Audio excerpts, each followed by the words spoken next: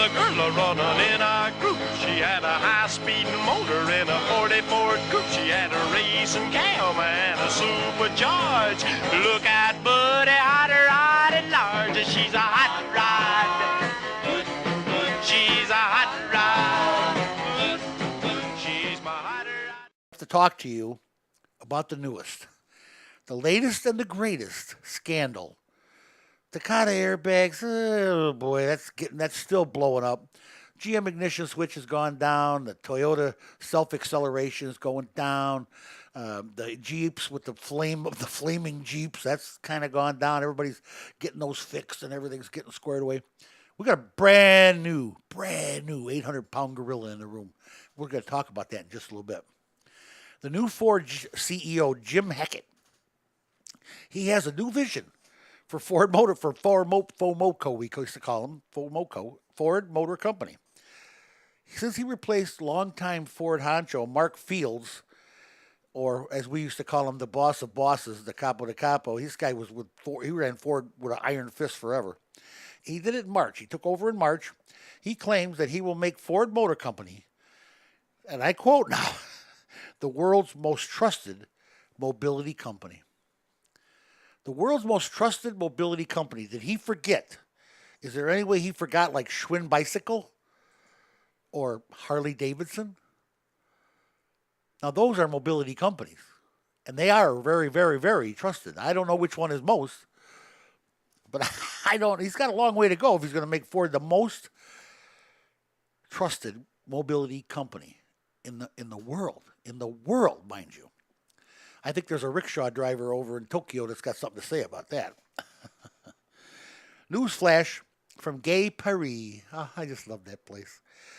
Paris City Hall issued a statement this month that the City of Lights will ban all internal combustion engines, including gas and diesel-fueled engines, by 2030.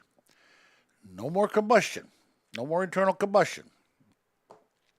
Paris City Hall, which, by the way, is already under attack publicly for its establishment of no-car zones, car-free days, car-free zones, and fines for drivers who enter the city in cars over 20 years old.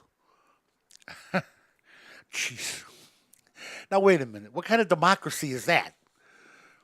If all you can afford is a 21-year-old Chevy, or when over there it's a Vauxhall or a Peugeot, if all you can afford is an old diesel Peugeot, that's all you can afford. Now, if you drive into Paris, you're going to get a ticket. And they're going to fine you for having an old car. I think you should tell it to the boys at Blue Top that have those 30 and 40-year-old hot rods built on chassis and frames from the decades gone by. You go in there with a 21-year-old car, you're going to get a ticket. Only in France. Only in France. I just love those guys. Yeah, my favorite country. Uber, well, as you know, is my favorite company. You know that, right? You know I love Uber, right? Well, shortly after taking over in September, third time this year for this, CEO of Uber. I think it was the third CEO this year for Uber. Dara Khosrowshahi, there's a mouthful, told employees to brace for a painful 6 months. Uber faces at least five, count them, at least now, there may be more, federal probes. 2 more than I knew about. Okay?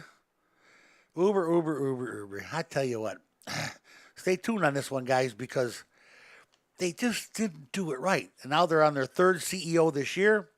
And this guy, Khosrowshahi, he's going to fix them. So he says.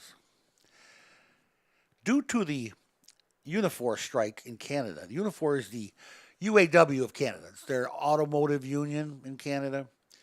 GM has an acute shortage of Equinoxes right here in the U.S., dropping from the GM standard of a 61-day supply, which is like what they like to keep on the hand, to a 41-day supply. It doesn't sound so bad, but guess what? Try and order one, all right? You try and order one of these bad boys. You can't get one. On the Unifor strike front in Canada, GM has warned the Canadian Auto Workers Union that they may just step up production in Mexico, resulting in closure of the Ontario plant. Well, I guess that worked because late this morning I get a bulletin, a beep, beep, beep, beep, beep, and I have to get out of bed, come in here and see what's beep, beep, beeping. And it was a settlement, it's a notice about there may be a settlement post haste in this Unifor strike simply because Canada doesn't want to lose the jobs. Canada does not want to lose the jobs. And you can't blame them. We wouldn't want to lose the jobs. I just can't wait till they go to Mexico and make more, and we're going to tax them to death. That's right. Make them here. That's what I say. That's what I say. If you're going to do that, you got to make them here. I want them made right here in the good old U.S. of A. This could be the biggest. Not just because it has to do with a part of a car that they made wrong or something they did wrong. This has to do with the various materials used to manufacture your vehicle. The materials used. We're not talking about the tie rod ends. We're not talking about the tires. We're not talking about the airbags. We're talking about the fenders and the doors and the roof and the floorboard and the chassis and holy camole. You got to listen to this, all right? Remember this name because it's going to be the name that goes down in infamy. Kobe Steel. Kobe, K-O-B-E, Steel. They are under investigation and have pled guilty to several forms of debacle. Let me just tell you. You know what? The best way to do this? It was all this week in the Automotive News magazine. I want to go. Let's do a headline thing. Let's start with the day. We'll go do a headline thing. Start with the day, and I'll tell you what it meant. Tuesday, October 10th. Toyota and Nissan joined the automakers in Japan who are checking inventories of Japan's largest metal maker. 4% of the aluminum and copper products shipped for the last year were falsely labeled as meeting car makers' specifications. Oops. Not a lot, you say? Well, we're just opening this can of worms. FYI, Kobe's aluminum and copper division sells over 350 billion yen per year. So 4% of them, 350 billion yen. I don't know how many wands that is or loonies, but it's 350 billion yen. It's a lot. Wednesday, October 11th. A leak at Kobe Steel. It leaked out today that Kobe Steel may have compromised the tests on two more products. The innuendo is it deals with iron ore quality, FYI. Kobe stock plunged 18% in Tokyo. And now Ford is getting involved. They are helping look at this particular little innuendo because this is something, must be a product that Ford buys. They didn't say, but it has to do with iron ore quality. Well, iron ore quality, what does that tell you?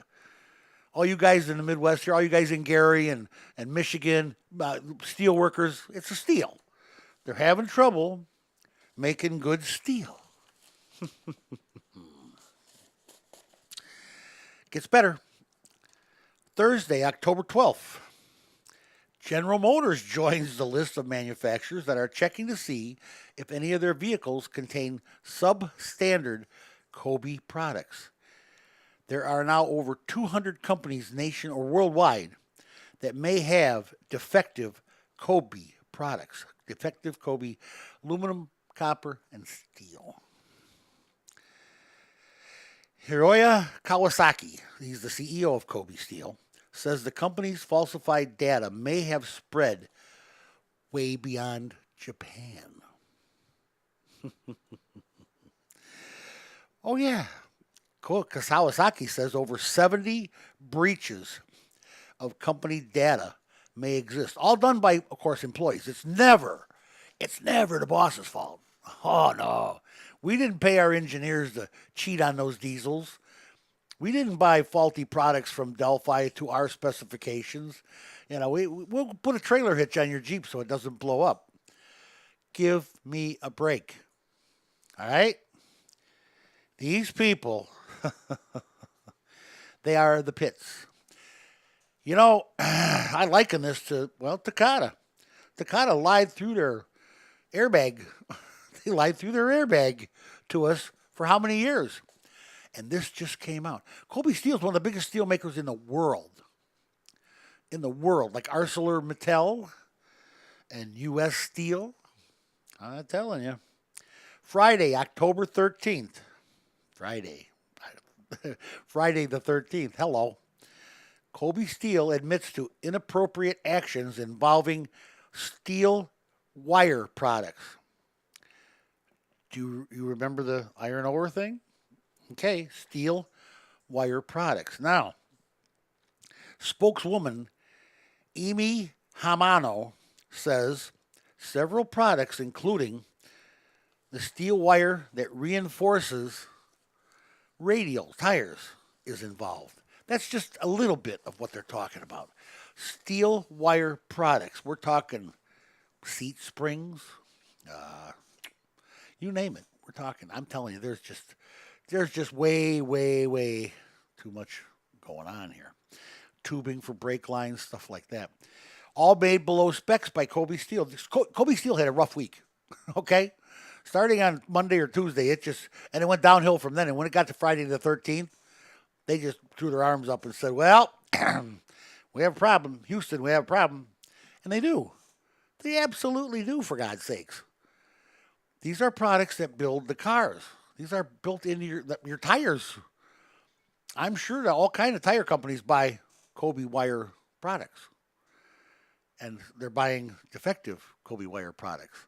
So now are we looking at tire separations? Who here has got a fairly new set of tires that had a blowout with one of them and can't figure out why? Let me just tell you why, okay? You hit a little pebble in the road and that Kobe Steel wire product just pooped and said goodbye. This is the problem. Now here we go. How far will this unfold? Who wants to take bets on this? What's the over and under? God, I wish the preacher was alive. He knew the over and under for everything. What is the over and under on this thing going away soon? Because it's not. I just got that gut feeling. And I got a pretty good sized gut to have a feeling. And I'm telling you, I've got the gut feeling that this is not going bye-bye. You may find out that your refrigerator's door is made of Kobe Steel. And it's no good. Or your oven door. You know, your wire brush you brush your pet with. I'm just telling you, Kobe Steel touches a lot of people, touches a lot of the industry. They are, without a doubt, huge in Japan, and they're huge in their exports of specialty products here. Simply because they were getting away with it, of course. That's probably going to stop before long. But that's beside the point. TPP didn't go through. But Kobe products are still out there, and goods that come from overseas are made with Kobe products. Steel, aluminum, copper. Oh boy, is this going to be big. I thought Takata airbags was a big deal. Takata airbags is big, and it's deadly. Don't get me wrong. I'm not downplaying the airbags, and I never will. Simply because I don't know anybody personally that was killed by them, but I heard or I read all the stories, and they were horrible. People killed in little fender benders. Bumping a fire hydrant, the airbag goes off and kills them. That's just wrong. But anyway, I digress. Back to Kobe Steel. Kobe boy, you got a problem. And Mr. Kawasaki, or whatever your name is, well, the proverbial dung is going to hit the rotating device. Trust me, it is just going to happen. It's not going to be pretty when it does.